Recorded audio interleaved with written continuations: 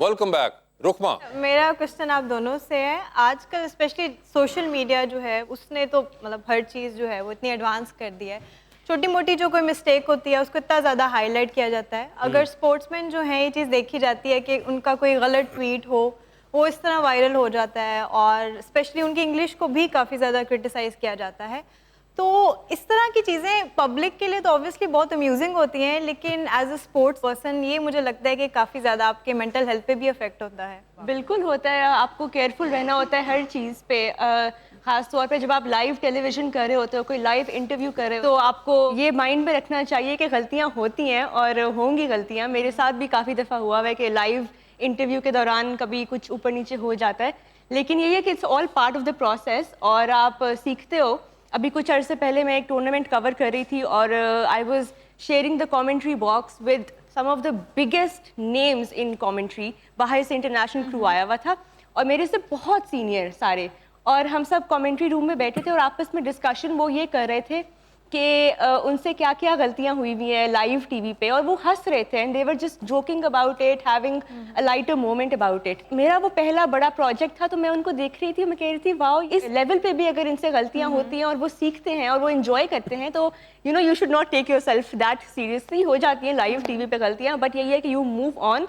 और जो देखने वाले हैं, जो सोशल मीडिया यूज़र्स हैं, उनको भी इस बात का ख्याल करना चाहिए कि जो भी आप पढ़ रहे हैं या देख रहे हैं ये भी एक इंसान की तरफ से आया, और अगर कोई गलती है या अगर गलती नहीं भी है, अगर आप डिसएग्री करते हैं किसी के ओपिनियन के साथ, तो आई थिंक उसको बहुत रिस्पेक्टफुली आपको डील करना चाहिए। I think we really need to learn that today as a society, वरना तो हम इनटॉलरेंस की तरफ जाते रहेंगे and I think that's not a healthy part of any society. जैसे क्रिकेट खेलने का आपका अपना खुद का फैसला था, होस्टिंग का आपका खुद का फैसला था, एक जिंदगी का अहम फैसला होता है, वो भी खुद करेंगी या घर वालों की मर्जी से?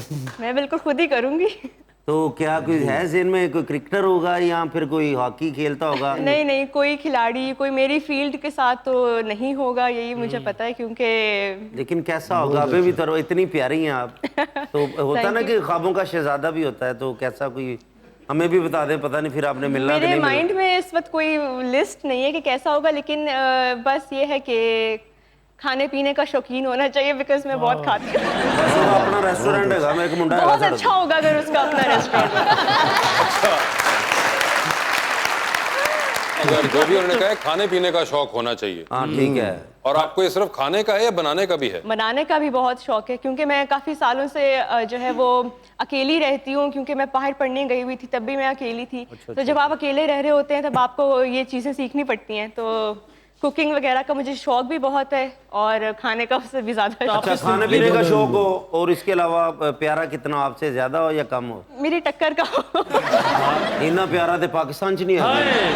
अच्छा, इंशाल्लाह कोशिश करें, क्योंकि हम रिश्ते वगैरह करवाते हैं ना। अगर आपकी नज़र में कोई है तो प्लीज मेरा भतीजा भी है, ये ऑन, इसका भी हम देख रहे हैं। अगर आप और जैसा कि आपको इनको देख के लग रहा होगा कि इनका स्पोर्ट्स से दूर दूर तक कोई ताल्लुक नहीं है, ना ही इसके से भी कोई एक्टिविटी में ये कभी मुलविस पाए गए हैं। सिंगिंग वगैरह का आपको है शौक? शौक है, आवाज नहीं अल्लाह ने दी।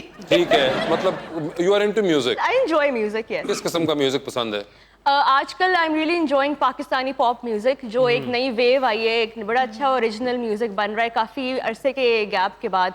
तो I really enjoy listening to Pakistani pop these days. अरसे के गैप के बाद पाकिस्तानी म्यूजिक में कब गैप आया था? बिल्कुल आया था, ये गैप आया था अराउंड 2008 ऑनवर्ड्स, 11 तक 12 तक, जब ओरिजिनल म्यूजिक बनना बहुत कम हो गया था। मैंने इस पर एक स्टडी की हुई है, मेरा थीसिस इस पे था मेरे अंडर ग्रेजुएट का। तो उसमें हमने पाकिस्तान की 30 साल की म्यूजिक हिस्ट्री को रिसर्च किया था। तो उसकी फाइंडिंग्स में यही था कि due to a lot of factors हमारा ओरिजिनल म्यूजिक जो था वो कम हो गया था बनना। अब जो है एक नई वेव आई है ओरिजिनल कंटेंट, क्योंकि निकालना आसान हो गया, इतने स्ट्रीमिंग प्लेटफॉर्म्स आ गए। और इसके अंदर बहुत ज्यादा, ऑल्दो कोक स्टूडियो बहुत हिट भी रहा, मगर कवर ज्यादा बनते रहे as compare to original songs. Sir मैं कुछ और पूछ रहा था। जी जी सॉरी। वो तो सिंगर आप ले गए ना, सिंगर नहीं होना चाहिए, वो नहीं ऐसे। हाँ, वो होना भी नहीं चाहिए।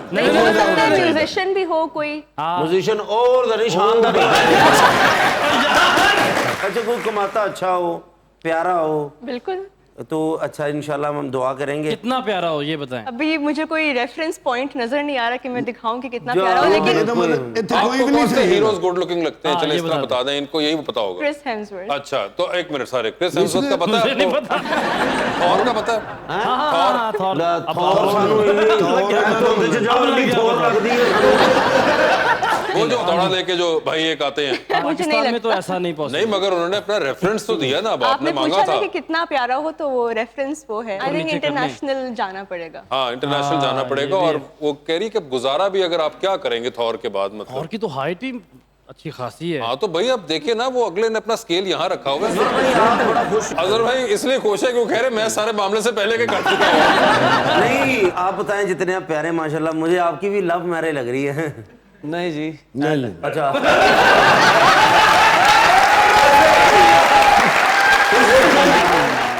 ਸਾਨੂੰ ਗਰਾਊਂਡ ਤੋਂ ਹੀ ਨਹੀਂ ਫੁਰਸਤ ਮਿਲਦੀ, ਅਸੀਂ ਲਵ ਕਿੱਥੇ ਕਰਨਾ।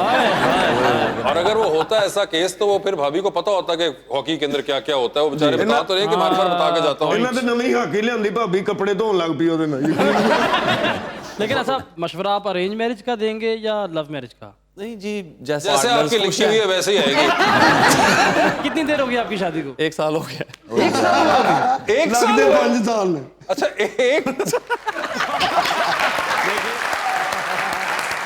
आप 1 साल में कंफ्यूज हो गए हैं कि 5 साल नहीं में नहीं, कंफ्यूज स्पोर्ट्समैन वो एक कंफ्यूज साल नहीं जो होता। 5 साल की तरह लग रहे हैं उनको। नहीं नहीं नहीं, ऐसी कोई बात नहीं है, मैंने घर भी जाना है। उन्होंने कहा कि वो खाने की बहुत शौकीन है, तो आप हैं तो बट बनता नहीं मेरा पूछना, लेकिन पता होना चाहिए सर आपको। नहीं मुझे पता है, मैं इसलिए जो मेरी भी जुर्रत कर रहा फैमिली हूँ। बट है, हम दोनों बट फैमिली, इसलिए खाने की बात। मेरी कमेटी निकलने में भी बाटा वाला अच्छा तो ये मुझे नहीं पता था। तो आप क्या भाई अब तो उसके बाद फिर जिम करते हैं? जब खाने का शौक हो तो फिर कैसे मेंटेन करते हैं? नहीं जी, वो फिर रनिंग एक्स्ट्रा करनी पड़ती है। एक्स्ट्रा करनी पड़ हाँ जी, जाती है। लेकिन अल्हम्दुलिल्लाह खाते सब कुछ है। हाँ मगर उसके बाद आपका वर्कआउट ही ऐसा, और जाहिर बात है गेम ही आपने खेल ली, अगर घंटा तो काम हो गया सारा। ऐसा ही। मगर आप क्या कोई लगता नहीं है, तो क्या आपको जिम वगैरह बहुत करती हैं? बहुत ज्यादा करना पड़ता है ताकि खाती रहूं। Because you get all these guest जो कि इंटरनेशनल क्रिकेटर्स हैं, और तो उनसे आप क्या कोई लेती रहती है टिप्स वगैरह कि कैसे अपने आप को फिट रखना होता है? बिल्कुल बिल्कुल, ये बहुत बड़ी रिस्पॉन्सिबिलिटी होती है जब आपने कैमरे पे आना होता है, क्योंकि कैमरे पे आप वैसे थोड़े ज़्यादा चब्बी लगते हैं। तो आई थिंक आपको केयरफुल रहना चाहिए। जो खाना है खाएं। मैं कभी भी इस चीज़ के हक में नहीं होती कि मैंने कुछ खाना नहीं है, लेकिन यही है कि साथ साथ वर्कआउट, एक्सरसाइज, एक हेल्दी पैटर्न आपकी लाइफ का हो, और पोर्शंस में आप खाएं तो आप कुछ भी खा सकते हैं। ये बड़ी है, दोनों ही खाने के शौकीन हैं आप लोग। एक खेलते हैं स्पोर्ट्स और एक कमेंट्री करती है उसके ऊपर। लेटली हमने देखा है कि there are lot of women who are coming into this field as well, which is great. आपका भी कोई आइकॉन या कोई था इंस्पिरेशन? बिल्कुल, वैसे सना मीर मेरी बहुत बड़ी इंस्पिरेशन थी when I used to play cricket. Okay. तो तब मैं कहती थी कि मैं अगर क्रिकेट खेलती रही तो मैं सना मीर जैसी बनूंगी एक दिन। और मैं हामिद मीर जैसा।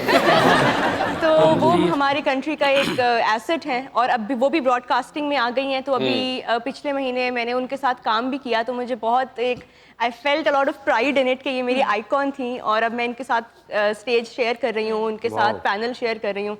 तो वो अभी तक मेरी आइकॉन है, बिकॉज वो जिस तरह बैलेंस करती हैं ब्रॉडकास्ट करियर को, और फिर उन्होंने अपनी प्लेइंग करियर, हमारी सबसे सक्सेसफुल कैप्टन है वो विमेंस टीम की हिस्ट्री में पाकिस्तान की।